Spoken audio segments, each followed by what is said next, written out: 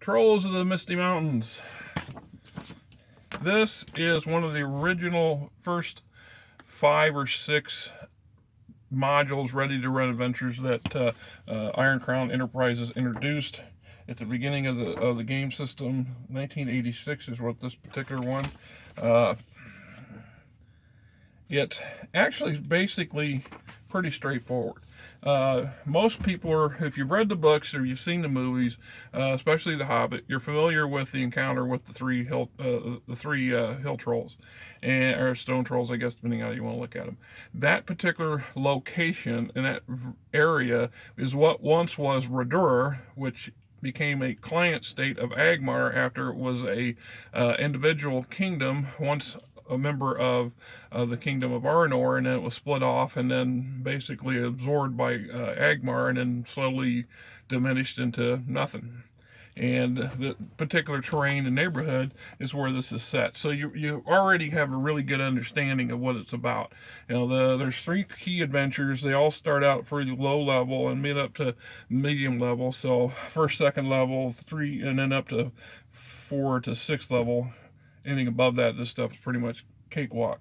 The first one is, of course, there's some trolls that are harassing the local inhabitants of a village. Go out and hunt the trolls down. Pretty straightforward. Avoid getting eaten by the trolls, right? Then there's the second adventure. Is there's 2 border keeps that are separated by a deep wooded valley. And in order for troops to go from one keep to the next, they got to go through this long roundabout path out of their way. So the local commanders decide to hire a group of dwarves to build a road across the valley, and in the process they hire the adventurers to go clear the way, go help eliminate any of the potential orcs and trolls and whatever nasty beasties that are lurking in the woods, to help give the dwarves some protection per se. Of course, turns out that when your party goes out and looks for the dwarves and finds the dwarven stronghold empty, and pretty much everybody's been gone, taken and eaten. Well, more troll issues, right? And then the third one is further down the valley is this deep gulch.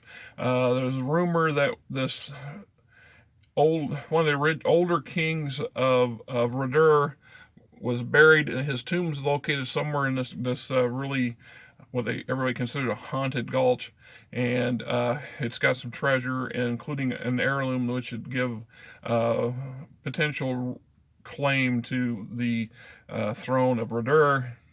Arthedain and Cardalin both do not recognize the kings, especially Arthedain don't recognize the kings of Radur and call them lords, but there's a descendant of one of these kings, and he's set out to go look for his stuff, and either the group party can either be his associates or people he's talked into, adventurers he's talked into helping him out. In the process, they discover that there's a couple nasty bad guys that are also looking for the tomb, and they've set up camp in the gorge. They both work for the Witch King of Agmar, so yada yada. Pretty much straightforward, good stuff. It's a nice module, really quick, really easy to do. Typical of Iron Crown of the products of the time. There's a lot of good maps, a lot of detailed stuff, stats. Like I said, I've used a number of these for other purposes. I've photocopied some of these building layouts and things like that for impromptu use in other locations. So there's always a good way to repurpose stuff when you can get it. Right? So there you go. Another one of Merp's fantastic gaming products. Telling you, this is a good system. I'm really sad to say that it's no longer in print, and that people don't play it like you used to play it.